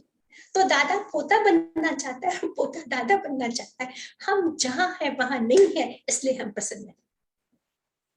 हम जहां है वहां से कहीं और जाना चाहते हैं, इसलिए हम आनंदित नहीं। मेरी तो जीवन का शास्त्र ताई मां है, उनका जीवन ट्रेमेंडस इंस्पिरेशन है, इसलिए मैं उनकी बात कहती हूँ, क्योंकि मेरे सामने वही लिविंग प्रॉफिट है जिनको हम पढ़ते हैं, सुनते हैं, आत्मसात करते हैं। मैंने देखा है पिछले 35 सालों से मैं उनके साथ में, जहां है वहां समग्रता से। मैं ये सीक्रेट आपसे कहना चाहती हूँ आज, अगर पालीताना में है तो 100% पालीताना में है, अगर कच्छ में है तो 100% कच्छ में है, और राजगृह में है तो 100% राजगृह में है। अगर मुझसे बात करते हैं तो समग्रता से मुझसे बात करते हैं, तो मुझे लगता है ताई मां मेरे ही है। और अगर किसी और से बात करते हैं, जैसे संप्रज्ञा जी से बात करें, समग्रता से बात करते हैं, कि उसको लगता है वो मेरे ही है। कौन महापुरुष है जो जीवन को, उस क्षण को समग्रता से जीता है, वो महापुरुष है। अगर आज उदास है तो कल आज की उदासी में से एक उदास कल का ही जन्म होगा। एक रुग्ण मां के गर्भ से रुग्ण शिशु का ही जन्म होता है। महावीर को जन्म देने के लिए तृष्णा बनना पड़ता है। इतनी सुंदर, इतनी सुलझी हुई, इतनी स्वस्थ, तभी तो इतने सुंदर स्वप्न देखे। और हमें आता ही कहाँ है, हम तो ऐसे हैं कि स्वर्ग में भी शिकायत कर देंगे। हम जैन समाज के सदस्य हैं, कहाँ शिकायत का अवसर है, कहाँ स्पेस है। 99% हमारा लिटरेसी रेट है और 98% हम टैक्स पेयर्स है, और नंबर 1 हमारा फिलैंथ्रोपिक समाज है। कितना सौभाग्य है। विषाद देखना है तो चलिए ताई महाराज के काम को देखिए। आज 21st सेंचुरी में जहां मनुष्य ने इतनी प्रगति की है, वहां आज भी बिहार के गांवों में ड्रेनेज पाइप के नीचे बच्चों को चावल इकट्ठा करते देखा है। एक बार किसी को भोजन मिले तो इतना भोजन की आंख से पानी, नाक से पानी, पूछते क्यों इतना खाते हो? आज मिला है, कल का पता नहीं है। या राजगृह में ताई मां एक स्कूल बनाना चाह रहे हैं। मैं जब पिछले महीने थी तो गए थे पीछे वो आम बांटने के लिए, मेरे दिल में रह गई वो घटना। आम रोई नीचे से टोकरी भर के आम निकलवाए थे और पीछे वहां गए थे आम देने के लिए, खुद गए थे। सैकड़ों बच्चे हाथ फैलाए उन आम को इकट्ठा कर रहे थे। और ताइमा ने आके कहा कि ऐसे बच्चे जिनके ऊपर कपड़ा है तो नीचे नहीं और नीचे है तो ऊपर नहीं है, कब ये बच्चे शिक्षित होंगे, कब इनको पौष्टिक भोजन मिलेगा और कब ये नागरिक सुंदर बनेंगे। विराट ने प्रोजेक्ट अडॉप्ट किया है कि जो कोविड में पेरेंट्स गए हैं उनके बच्चों को एजुकेशन देने का, और कच्छ में उनका स्टोरीज लिखी जा रही हैं, उनका डाटा इकट्ठा किया जा रहा है। सैकड़ों बच्चे, एक एक कहानी को आप सुनेंगे तो रो देंगे, इतनी तकलीफ में इस कोविड में लोग पसार हुए हैं। और टाइमर्स ने सैकड़ों बच्चों को अडॉप्ट किया है, उनके एजुकेशन की, उनके रहने की, उनके खाने की व्यवस्था की है। नेपाल में वो काम कर रहे हैं जहाँ गटर लाइन के साथ में वो बच्चे, नर्क भी शायद उससे बेटर होगा, ऐसे लिविंग कंडीशन में वो बच्चे हैं जिनके लिए ताइमा काम कर रहे हैं। हमें स्पेस कहाँ है शिकायत का, हमें स्पेस कहाँ है उदास होने का, हमें स्पेस कहाँ है फ्रस्ट्रेशन का। हम तो सौभाग्यशाली। इतना सुंदर स्वाध्याय का सानिध्य, इतना सुंदर वहां पर पर्यूषण, और ऐसे जागते सुंदर जीवंत गुरु का सानिध्य। एक राजा के पास में, एक राजा एक फकीर के पास में गया और उसको कहा कि मुझे, मेरी जिंदगी की संध्या हो रही है और मुझे तू बता दे स्वर्ग क्या है, नर्क क्या है, क्योंकि मैं नहीं चाहता कि मैं इस ज्ञान के बिना विदा हो जाऊं। राजा ने कहा, उस फकीर ने कहा कि इतना बूढ़ा तू राजा हो गया है, इतना तू जिंदगी भर सुनता रहा, अभी तक तुझे इतना सा ज्ञान नहीं हुआ, तो किस प्रकार का राजा है, तू राजा बनने योग्य नहीं है। तो चार बातें सुना दे। राजा भी आग बबूला हो गया, बोले आप होंगे फकीर, आपका होगा बड़ा वर्चस्व, लेकिन मेरा भी प्रोटोकॉल है, आपको ध्यान रखना चाहिए। राजा वॉज ऑल्सो वेरी एक्साइटेड। तो उस फकीर ने कहा कि बस यही किया आपने नर्क का निर्माण, एक छोटी सी बात में आप इतने नेगेटिवली एक्साइट हो गए, यही नर्क का निर्माण हुआ। इतनी छोटी सी बात में आप इतना जबरदस्त नेगेटिव रिएक्शन, और हम यही करते हैं नर्क का निर्माण। और इस छोटी सी बात में हमारा पॉजिटिव रिएक्शन, हम करते हैं स्वर्ग का निर्माण। यहूदियों का एक ग्रंथ है तालमुड, वो लिखता है कि जब डे ऑफ जजमेंट होगा और जब भगवान पूछेंगे, ये नहीं पूछेंगे तूने अच्छे अच्छे क्या काम किए, तालमुड ग्रंथ कहता है कि वो पूछेंगे कि मैंने इतने सुंदर तुझे अवसर दिए थे खुश रहने के, तो खुश क्यों नहीं रहा, तो आनंदित क्यों नहीं रहा, तो प्रसन्न क्यों नहीं रहा, तूने गीत क्यों नहीं गाया। ये महापर्व पर्यूषण, पर्वाधिराज पर्यूषण, ताइमा जैसे इंस्पिरेशनल गुरु, जीवंत गुरु हमारे सामने, जिनका जीवन पढ़ने जैसा, सुनने जैसा, आत्मसात करने जैसा। अगर उनके जीवन को मैं समराइज करूं तो हर काम उन्होंने प्रसन्नता से किया, हर काम उन्होंने आनंद से किया, जीवन की अनेक विधाओं पर काम किया। कला मंदिर में किया तो मनोयोग से किया, हॉस्पिटल में गए तो पूरी तन्मयता से किया, अर्थक्वेक में रबल्स में रहे तो आनंद से रहे, और कभी रसोई भी बनानी पड़ी तो बड़े प्रेम से बना लेते हैं, क्योंकि उनके जीवन का सूत्र जो समझ पाए, शुभ इति पुण्य से अशुभ इति पाप से। जो भी प्रेम से किया जाएगा, आनंद से किया जाएगा, वो पुण्य है, और जो भी विषाद से किया जाएगा वो पाप है। आइए इस पर्वाधिराज पर्यूषण पर हम आनंदित नहीं हो पाते। 60-60 हजार विचार है एक एक दिन में एक एक व्यक्ति के पास में, और 90% of those thoughts are repeat और नेगेटिव थॉट्स। स्वाध्याय के सानिध्य से, स्वाध्याय के सुंदर शब्दों से वो अंतस का कचरा निकलेगा। ऐसे सुंदर गुरुओं के सानिध्य से इंस्पिरेशन होगा, मोटिवेशन होगा। मैं प्रार्थना करती हूँ कि हमारा जीवन इस एक्स्ट्रॉर्डिनरी गुरु के सानिध्य से हमारा जीवन भी आनंदपूर्ण हो, प्रेमपूर्ण हो, और हमारा जीवन भी महोत्सव बने। इस बात के साथ में मैं बात समाप्त करती हूँ।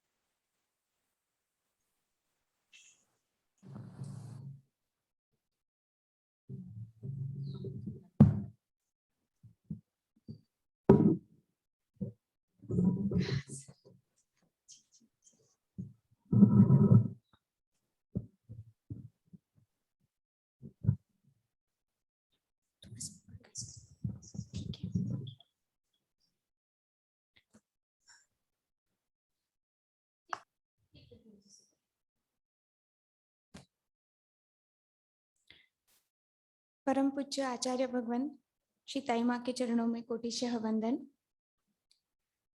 ऐसे तो शिलापी जी महाराज ने इतने सुंदर शब्दों में इतना कुछ कह दिया है कि उनके पीछे कुछ कहना शब्द ही नहीं है डिक्शनरी में, ना हमारे सभी के मनों में उनकी वाणी, उनके शब्द इतने गूंज रहे हैं कि उन्हीं को बार बार दोहराएं और उनको याद करने में ही हम प्रसन्नता महसूस कर रहे हैं। थैंक यू शिलापी जी महाराज, आपके शब्द ने सबके मन में और शरीर में रोमांच भर दिया है। थैंक यू शिलापी जी महाराज, आपके शब्दों के पीछे कुछ भी बोलना असंभव है हमारे लिए।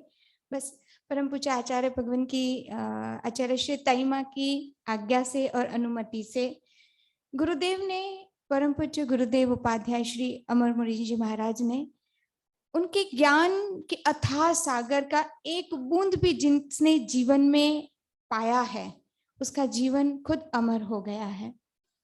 तो ताई माँ का बहुत आग्रह और हम सबको आज्ञा कि उनके शब्दों, उनके ज्ञान का थोड़ा सा अंश इस पर्युषण पर्व के महान पर्व पे आपके समक्ष रखें। गुरुदेव ने अपने जीवन में बहुत सारे विद्वान आचार्य, प्रत्येक धर्म के साधु संत और ज्ञानी उनके पास आते थे, ज्ञान की चर्चा करते थे। उसी का एक प्रसंग छोटा सा मैं यहाँ वांचन करूंगी, जिससे हम समझ सकते हैं कि गुरुदेव की ज्ञान चर्चा का लेवल क्या था और वो उन ज्ञान चर्चाओं से हमारे जीवन में कौन सा प्रकाश हम प्राप्त कर सकेंगे।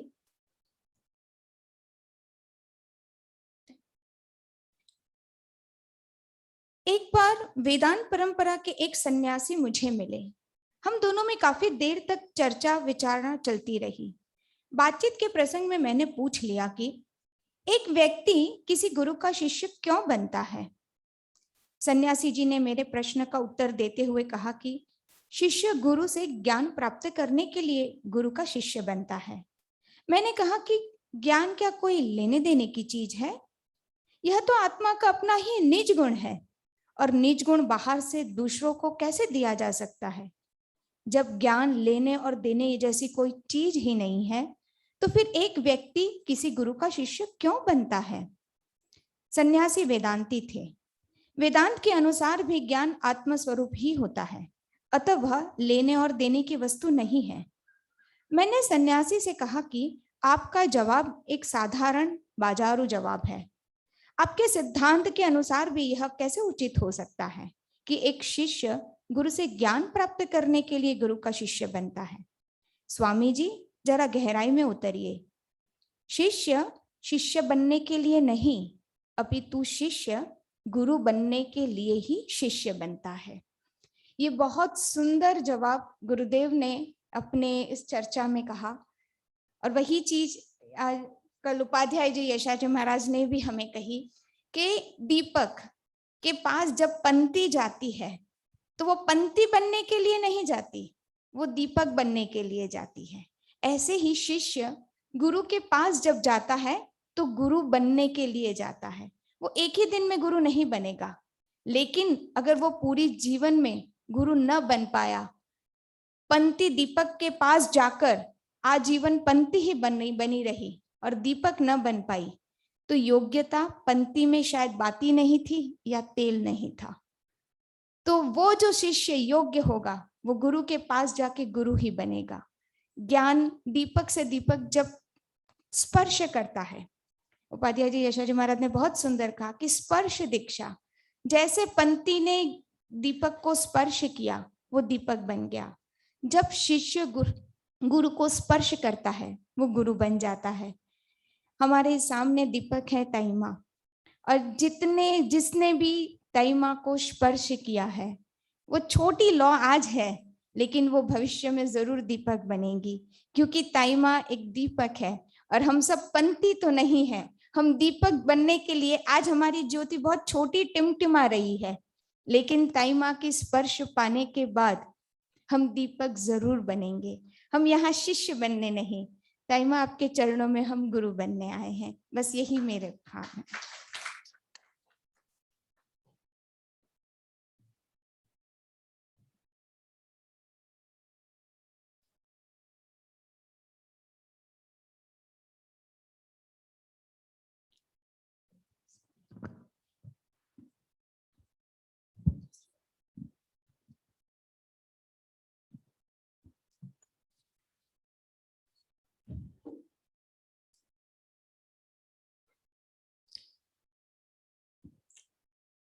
आज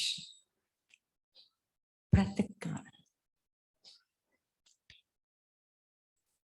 ध्यान के समय माता मूलदेवी को याद किया था।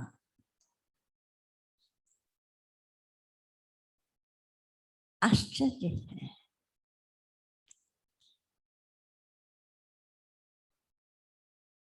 कि एक माँ पुत्र के उस विराट स्वरूप को देखकर, उसकी दिव्यता को देखकर जिस तरह से स्वयं में आसक्ति और उसमें अनासक्ति, पुत्र की अनासक्ति और अपनी आसक्ति, कौन किसको छूता है? आसक्ति अनासक्ति को स्पर्श करती है या अनासक्ति आसक्ति को स्पर्श कर जाती है? अंधेरा दिए को स्पर्श करता है या दिए की रोशनी अंधकार को दूर करती है? कौन करता है?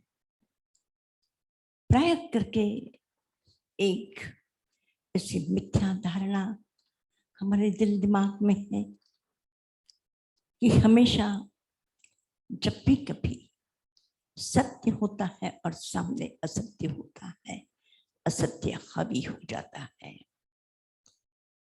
हिंसा सामने है और अहिंसा एक तरफ में है। हमेशा हमारे दिमाग में एक बात चल जाती है कि हिंसा ज्यादा ताकतवर है अहिंसा की अपेक्षा से, और अहिंसा हार जाती है और हिंसा जीतती है। और अनेक प्रसंग इस प्रकार के देखे हैं। प्रश्न है, हमें भी अपनी जिंदगी का निर्माण करना है, हमें भी अपना जीवन सुंदर बनाना है, जिसकी चर्चा साध्वी शलापी जी कच्छ में बैठ करके आपसे कर रही हैं कि हमें अपना जीवन आनंदपूर्ण करना है। तो जीवन है, वास्तविकता है। आरे की बात हम करते हैं, प्रथम आराम। मैंने अभी कल ही प्रश्न पूछा था कि प्रथम आराम में और छठे आरे में क्या फर्क है? वही आसमान, वही सूरज, वही पृथ्वी, वही सब कुछ है। क्या फर्क है प्रथम आराम में और छठे आराम में? प्रथम आराम में सुख ही सुख है और छठे आरे में अंधेरा ही अंधेरा है, पीड़ा ही पीड़ा है, आंसू ही आंसू, रोना ही रोना है। क्यों है? दूसरे आरे में और पांचवें आरे में, दूसरा आरा क्या है? सुखम।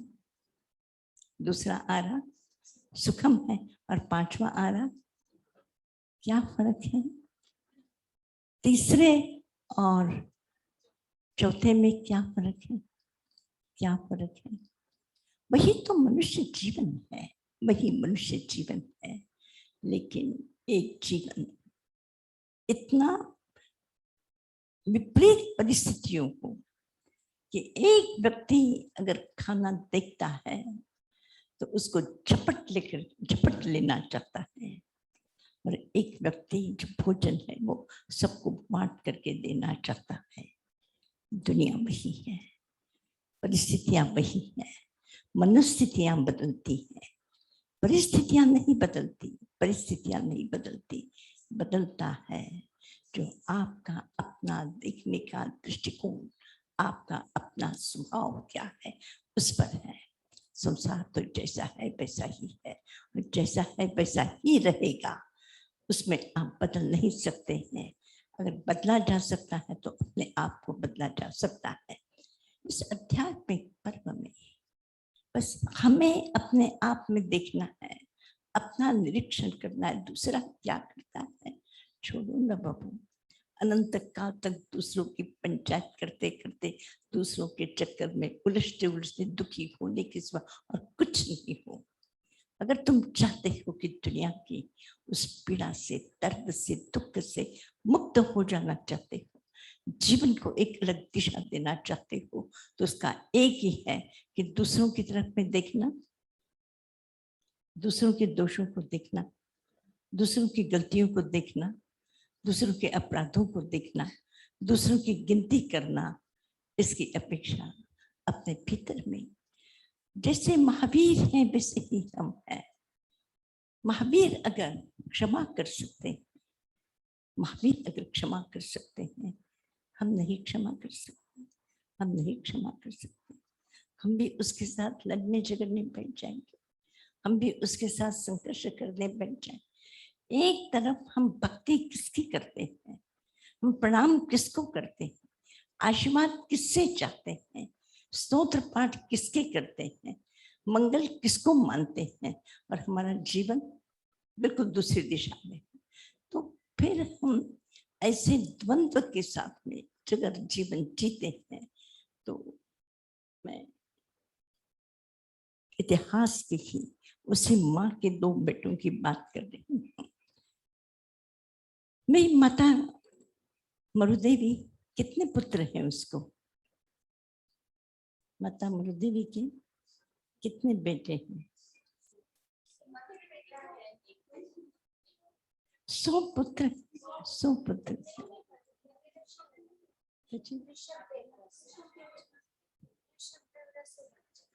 ऋषभदेव के, ऋषभदेव के, भगवान ऋषभदेव के कितने पुत्र हैं? वो 100 पुत्र हैं। मतलब 100 पुत्र का मतलब एक ऐसा नहीं होता जिसके माता पिता नहीं होते, जो एक तरह से उसको भी वो जो संभाल लेते हैं, रख लेते हैं, इस प्रकार के ऐसे जो है वो अपने पिता की तरफ होता है। जो पिता का अर्थ क्या है? पालयति पिता, जो पालन करता है वो पिता होता है, जो पालन करता है वो पिता होता है। तो इस तरह से 100 पुत्र, और भगवान ऋषभदेव ने अपनी संपदा को किस किस को बांटा?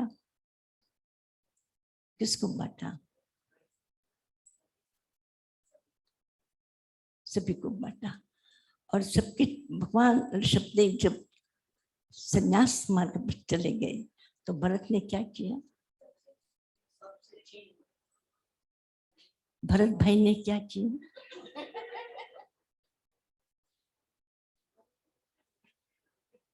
क्या किया? क्या किया? सबसे कहा कि यह अलग अलग अलग व्यवस्था ठीक नहीं हो सकेगी और तुम लोग उसके योग्य नहीं हो, और सबका सब क्या कर दो?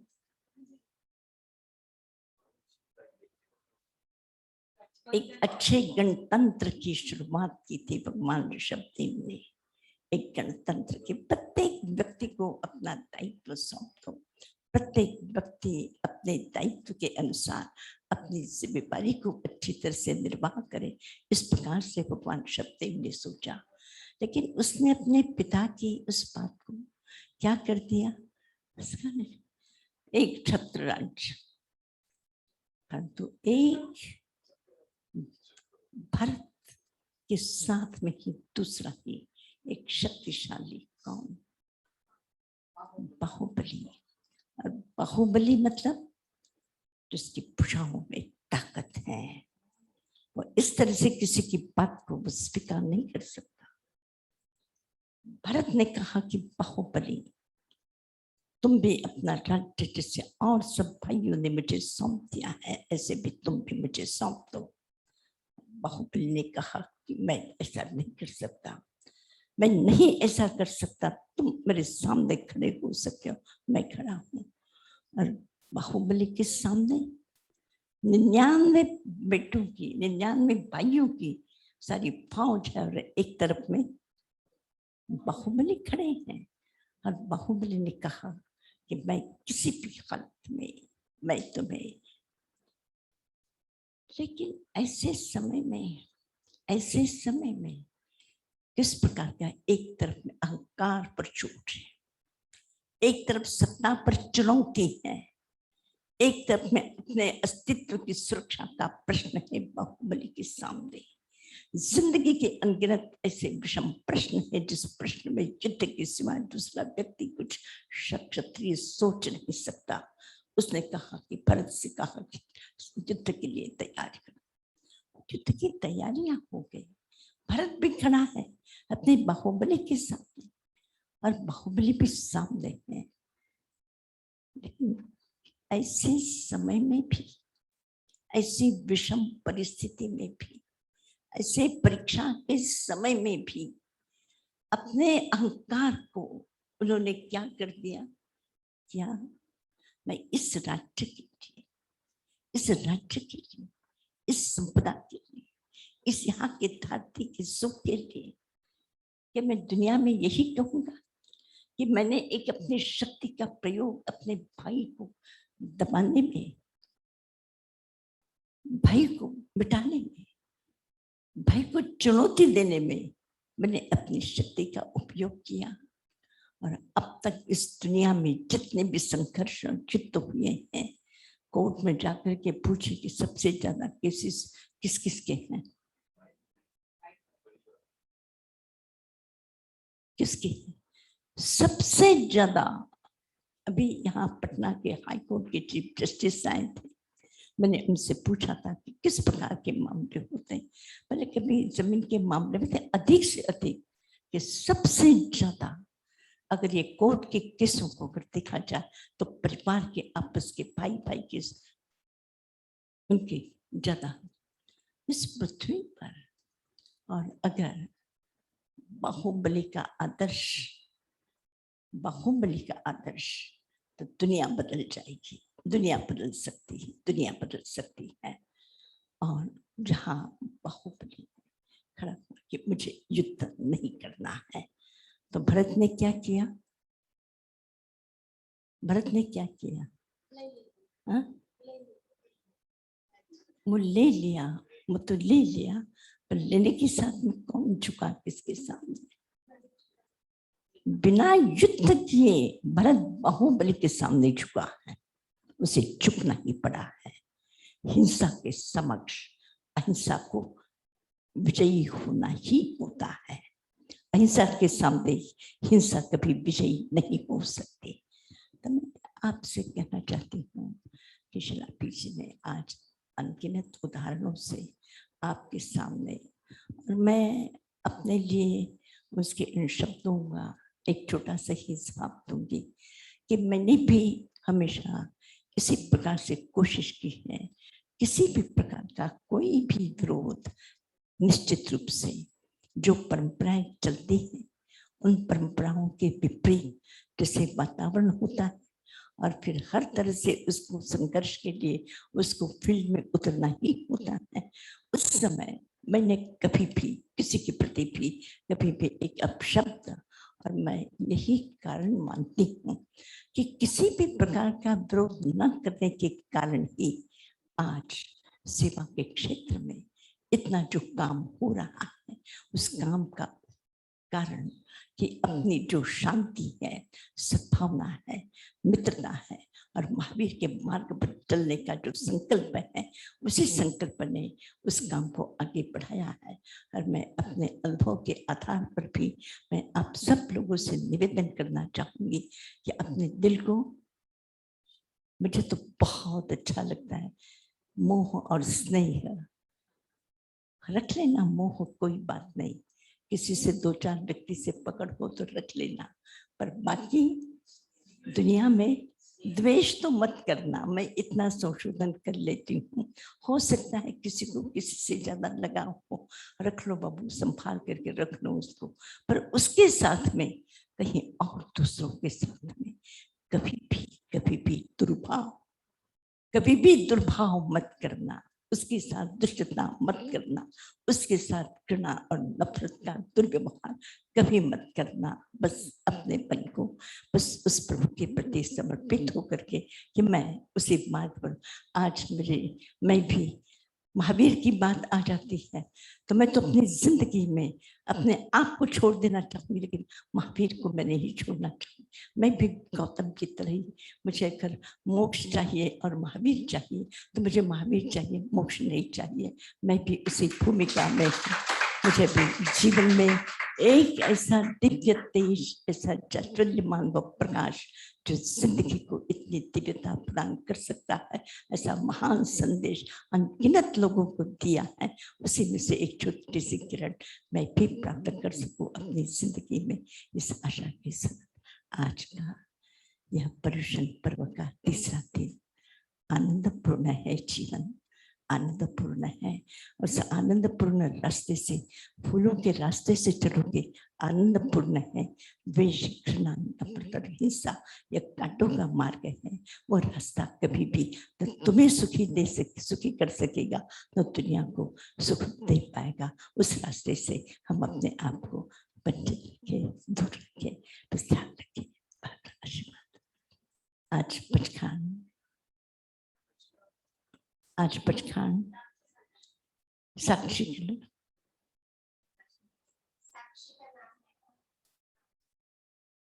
साक्षी 11 उपवास। आसते जी जय जिनेंद्र। साक्षी आज 11वां उपवास, 16 साल की लड़की है, 11वां उपवास है इसको, बॉम्बे में है। और इसके भाई को भी, इसके चाचा मामा के बेटे भाई को भी 11वां उपवास है, दोनों को ही है। बस मैं पचखान करा रही हूँ। 24 पत्तम दिव्यम्पी अश्नम खाइमम साइमम अनत्ता भोगेनम सहसागारेणम मत्तरागारेणम सब समाहि विद्यागारेणम अप्पाणम बोसिरामि। अप्पाणम बोसिरामि। अप्पाणम बोसिरामि। बोलो। અને બસ ખૂબ શાંતિ રાખજો બેટા, જેટલું બની શકે મૌન રાખજો. ગરમ પાણી ઠંડુ કરીને પણ પી શકશો. અને સૂર્યાસ્તના પહેલા જેટલું ઓછામાં ઓછું બોલવાનું અને સારામાં સારી વસ્તુ કંઈ પણ સાંભળવાની, જોવાની, કરવાની ધ્યાન રાખજો. તપસ્યા શાંતિમાં રહે. थैंक यू मास्टर जी।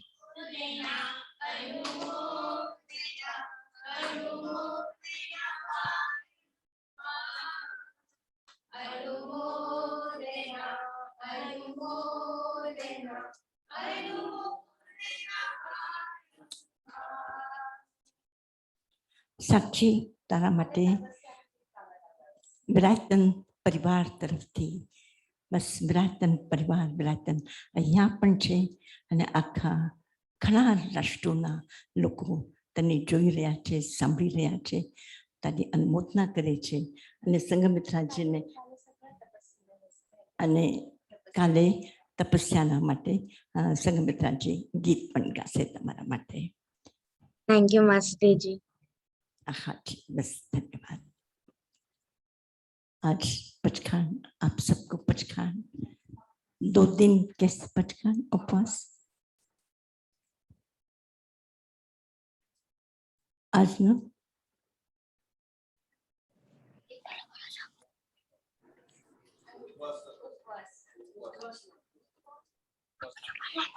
श्वेता सुचिता उगेसरे अब तठम त्यम पेष्टम खायम सायम अनत्ता भगनम सहसागारेणम मत्तरागारेणम सब समाहि विद्यागारेणम अप्पाणम बोसिरा।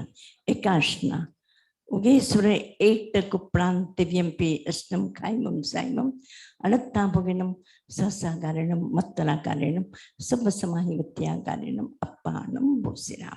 तपस्या करने वाले को मरासा धन्यवाद धन्यवाद। मरासा सौरभ को 3 पचकान दिला ठीक है, दीजिए। उन लोगों को बस खूब अठम है, सुबह पचखान ले लिया, अठम है। बस घोड़ा पर नहीं चढ़ू, हाथी पर नहीं चढ़ू, શું ધાર્યું છે?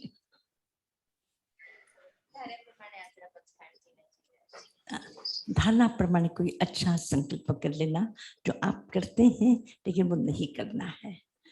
जो आप माँ करते हैं संगीता, वो नहीं करना सौरभ ये नहीं है इस क्या प्रकार टेला का का कोई अच्छा बचकान? संकल्प कर ना लेना चलते आज दिन जाएंगे। भर में कि कभी भी कोई कुछ भी तो बोल बोला देता तो नहीं है टेला तो का, हम हम तो सोच रहे एकदम दिमाग को ठंडा शांत रख करके बोलेंगे। सौरभ को बस टेला इतना का। ध्यान रखना। उपयुक्त प्रश्न तस्मते परिक्रमामिन्दामि हमें बुसिरा।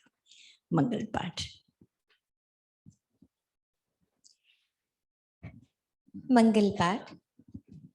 नमो अरहंताणं नमो सिद्धाणं नमो आयर्याणं नमो वज्रायाणं नमो लोये सव्वसाहूणं एसो पंचनमोकारो सव्वपावपणासनो मंगलाणं च सव्वेसिं परमं हवै मंगलम्। गुरुदेव की आज्ञा चत्तारि मंगलम् अरहंता मंगलम सिद्धा मंगलम साहु मंगलम केवली पन्नतो धम्मो मंगलम। चत्तारि लोगुत्तमा अरहंता लोगुत्तमा सिद्धा लोगुत्तमा साहु लोगुत्तमा केवली पन्नतो धम्मो लोगुत्तमो। हम सब साथ बोलेंगे। चत्तारि शरणं पवज्जामि अरहन्ते शरणं पवज्जामि सिद्धे शरणं पवज्जामि साहु शरणं पवज्जामि केवली पन्नतं धम्मं शरणं। यत्र देवो महावीरो यत्र श्री गौतमो गुरु तत्र श्री विजयो भूतिर्ध्रुवा सिद्धिर्मतिर्मम उपसर्गाक्षयं यान्ति छिद्यन्ते विघ्नवल्लय मन प्रसन्नतामेति पूज्यमाने जिनेश्वरे मन प्रसन्नतां याति स्तूयमाने मुनीश्वरे अंगुष्ठेऽमृतवसे लब्धितृणा भंडार श्री गुरु गौतम समरिये मन वांछित फलदातार भावे भावना भाविये भावे दीजे दान भावे धर्म आराधिये भावे केवल ज्ञान भावे जिनवर वंदिये पावे सौख्य निधान। ओम शांति शांति शांति। सौरभ ने तेलारू बचपन। अच्छा, सौरभ ने 3 दिन का अत्रिजा उपवास। सौरभ ने हाँ अट्ठम बत्तम तिविम पियस्नम खाइमम साइमम अनत्ना भोगेनम सहसागारेणम मत्तरागारेणम सब समाहिवत्यागारेणम अपानम बोसिराम। अपानम बोसिरामी करजो बेटा, खूब शांति रखजो, आनंद बार रखजो। रेखा बंसाली। हाँ, रेखा बंसाली कलकत्ता से है, कलकत्ता से है। मथे बंदा वंदना। तिखुतो आयाहीनं पयाहीनं करेमि वंदामि नमंसामि सत्कारेमि सम्मानेमि कल्याणं मंगलं देवयं सेयं पज्वासामि मथे वंदामि। तिखुतो आयाहीनं पयाहीनं करेमि वंदामि नमंसामि सत्कारेमि सम्मानेमि कल्याणं मंगलं देवयं सेयं पज्वासामि मथेन वंदामि। तिखुतो आयाहीनं पयाहीनं करेमि वंदामि नमंसामि सत्कारेमि सम्मानेमि कल्याणं मंगलं देवयं चेयं पज्वासामि मथेन वंदामि। बोले भगवान महावीर स्वामी की, गुरु गौतम स्वामी की, परम पूज्य गुरुदेव की जय, परम पूज्य ताई माँ की जय, जिन कृष्ण देव की जय, सकल श्री संग की जय। सब संतों की जय।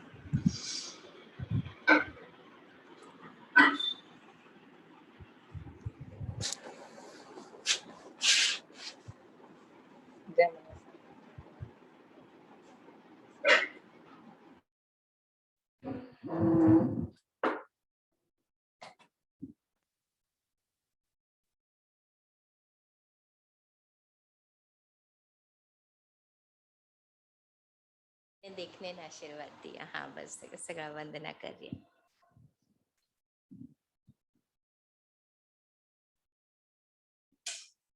है।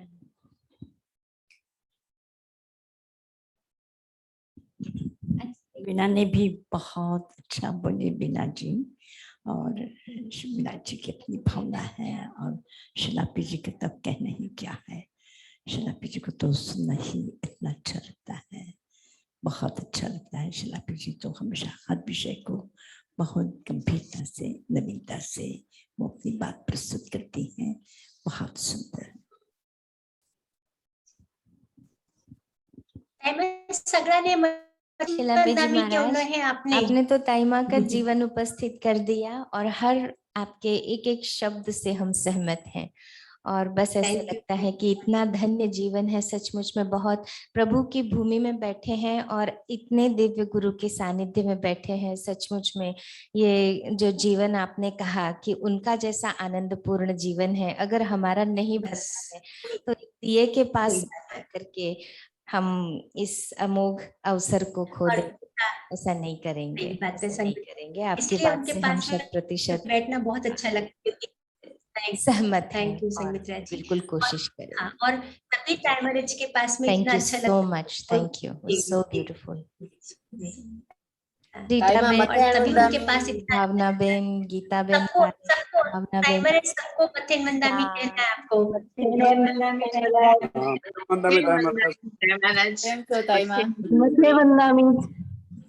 मथेन वंदामी टाइमराज। आचार्य जी मथे वंदामी। आप सब उपस्थित है राजगीर में, आप सब हैं। और फिर महाराज मथेन वंदामी। आपकी उपस्थिति की प्रतीक्षा कर रही हूँ, आपकी उपस्थिति की प्रतीक्षा भी कर रही हूँ यहाँ पे। बहुत बहुत आशीर्वाद। हाँ, मरसा मथेन वंदामी टाइमरेज। जी शिलापी जी, थैंक यू, थैंक यू। मथे वंदामी आचार्य जी, मथे वंदामी आचार्य जी। वंदामी ताईमा जी। महाराज मथेन वंदामी टाइमराज। मथेन वंदामी टाइमराज जी। बोला कोटि कोटि वंदन। जी, दागा जी बोल रहे हैं, रीटा है, कीर्ति है, सब लोग टाइमर्स तक पहुंचना चाह रहे हैं। कीर्ति है, हाँ, दागा जी है, अर्चना जी है, शांति जी है।